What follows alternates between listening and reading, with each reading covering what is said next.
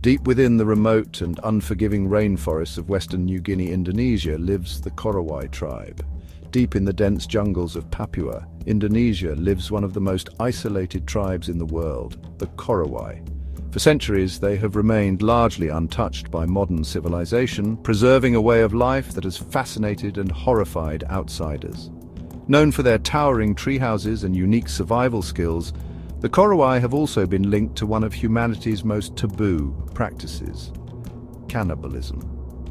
This documentary, The Last Cannibals, explores the origins, beliefs, and modern reality of Korowai cannibalism.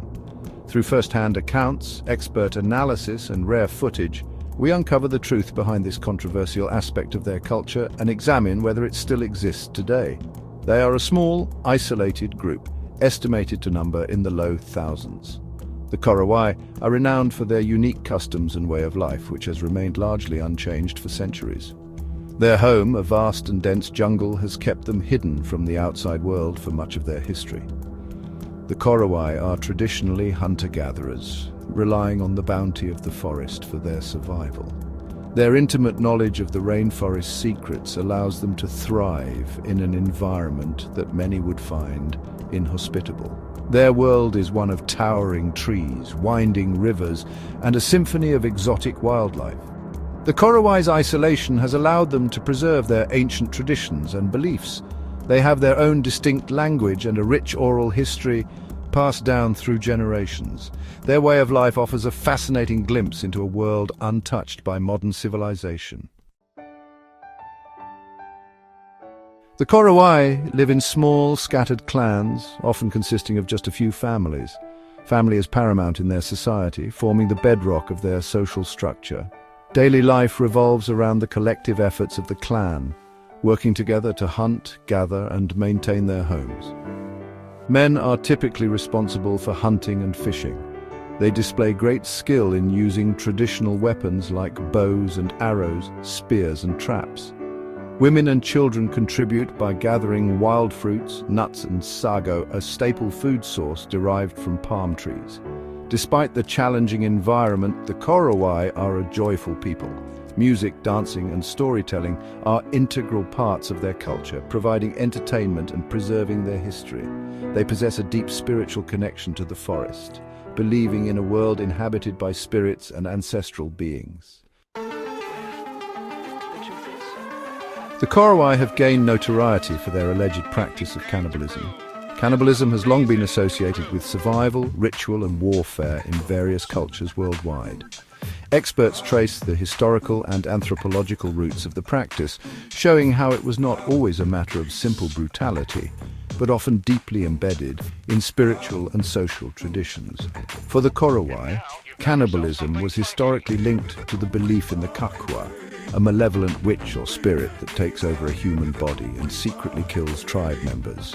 When someone died unexpectedly, the Korowai believed a kakwa was responsible, inhabiting the body of an unsuspecting individual. The accused was then executed and consumed as a form of justice, not as a means of survival. One of the biggest questions surrounding the Korowai today is whether cannibalism still occurs. In recent years, journalists and explorers have reported conflicting accounts. Some claim the practice has nearly disappeared, while others suggest it may still exist in the most remote areas. Experts weigh in on how modernization, government intervention, and Christian missionaries have influenced the tribe. Many Korowai have moved closer to Indonesian settlements, adopting new customs and abandoning old traditions. However, there are still isolated groups deep in the jungle where ancient beliefs may persist. It is important to note that this aspect of their culture is shrouded in controversy and debate. Some anthropologists and researchers who have studied the Korowai claim that cannibalism was practiced as a form of ritualistic justice. According to these accounts, cannibalism was not about savagery or hunger, but rather a way of punishing individuals believed to be sorcerers, known as kakwa. The Korowai believe that certain individuals possess supernatural powers that can cause harm or death. However, other researchers and those who have spent time with the Korowai dispute these claims, suggesting that cannibalism, if it ever existed, has long been abandoned. The practice is now believed to be either extinct or extremely rare. The truth about Korowai cannibalism remains elusive, lost in the mists of time and cultural misunderstanding. The sago palm is the lifeblood of the Korowai people. This versatile tree provides them with their primary source of sustenance, sago starch. Extracting sago is a labor-intensive process that involves felling mature sago palms and pounding the inner trunk into a pulp. This pulp is then washed and filtered to separate the starch from the fibers. The resulting sago starch is a white, powdery substance that can be cooked into a variety of dishes. Sago is a highly nutritious food, rich in carbohydrates and providing essential energy for the Korowai's active lifestyle. The sago palm also provides other valuable resources. The leaves are used for thatching roofs, while the fibrous outer layer of the trunk can be woven into baskets, mats, and even clothing. The Korowai's deep reliance on the sago palm underscores their intimate connection to the forest and its resources. Perhaps the most striking aspect of Korowai culture is their remarkable tree houses. These structures, built high above the forest floor, are a testament to their architectural ingenuity and deep understanding of their environment. Tree houses provide protection from the elements, wild animals, and potential intertribal conflicts. The construction of a tree house is a communal effort, requiring considerable skill and teamwork. The Korowai first select a suitable tree, often a massive hardwood species that can support the weight of the structure. Using traditional tools like stone axes and wooden mallets, they erect a sturdy platform high above the ground, sometimes as high as 140 feet. Access to the treehouse is typically gained by a single narrow log ladder, which can be retracted at night for added security. The living space itself is surprisingly spacious, often housing multiple families. The floor is made of woven palm leaves, while the roof is thatched with sago leaves, providing effective insulation from the heavy rainfall. The history of the Korowai people is shrouded in mystery. Due to their isolation and lack of written language, much of their past remains unknown. Anthropologists believe they are descendants of ancient Papuan tribes who migrated to the island of New Guinea thousands of years ago. For centuries, they lived in complete isolation, their world limited to the dense rainforest they call home. Their only interactions were with neighboring tribal groups, with whom they engaged in both trade and occasional conflict. The rainforest provided everything they needed, and they developed a deep spiritual connection to their environment. Their oral traditions speak of ancestral spirits, mythical creatures, and a profound respect for the natural world. They have preserved their unique language and customs, untouched by the outside world for generations. The Korowai's isolation came to an end in the 1970s when a group of Dutch missionaries made contact with a small group of them. This encounter marked the beginning of their gradual integration with the outside world. In the following decades, more researchers, anthropologists, and filmmakers ventured into their territory, drawn by their unique culture and way of life. The influx of outsiders brought about significant changes, both positive and negative.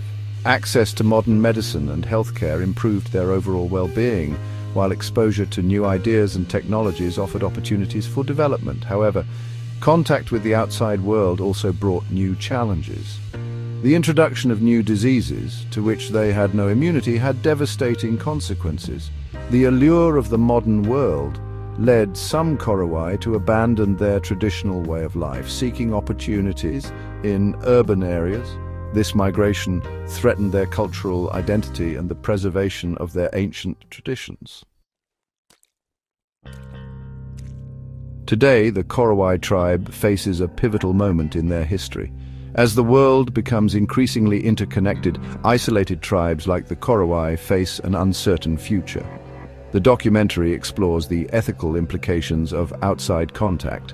While some argue that integration can improve health and education, others warn that it leads to cultural destruction and exploitation. We examine past interactions with uncontacted tribes, where exposure to modern diseases and economic pressures have had devastating effects. Interviews with human rights organizations and indigenous experts discuss the delicate balance between preserving traditional ways of life and ensuring basic human rights. The forces of globalization and modernization are encroaching upon their world, challenging their traditional way of life. The Indonesian government has made efforts to integrate them into mainstream society, providing education and healthcare services. While these initiatives aim to improve their living standards, they also risk assimilating them into a culture vastly different from their own. The younger generation, exposed to the outside world through education and media, faces a difficult choice: to preserve their ancestral traditions or embrace the opportunities of the modern world.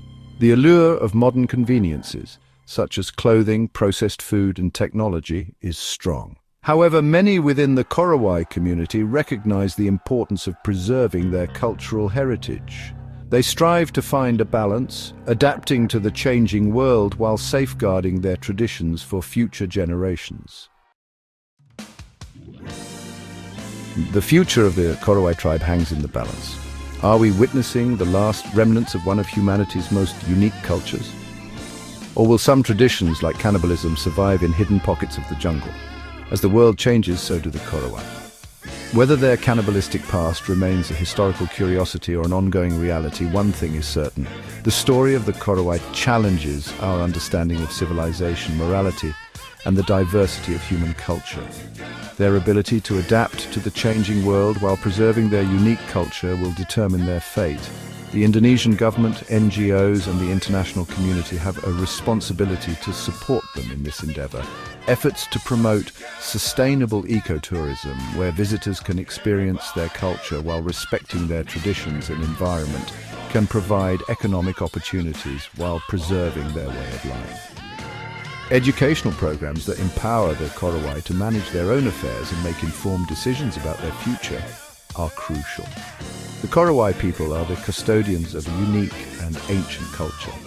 Their story is a reminder of the diversity of human experience and the importance of respecting and preserving indigenous cultures worldwide. The world can learn much from their deep connection to nature, their resilience, and their unwavering commitment to their traditions. It is our collective responsibility to ensure that the Korowai have the opportunity to thrive and share their wisdom with the world for generations to come.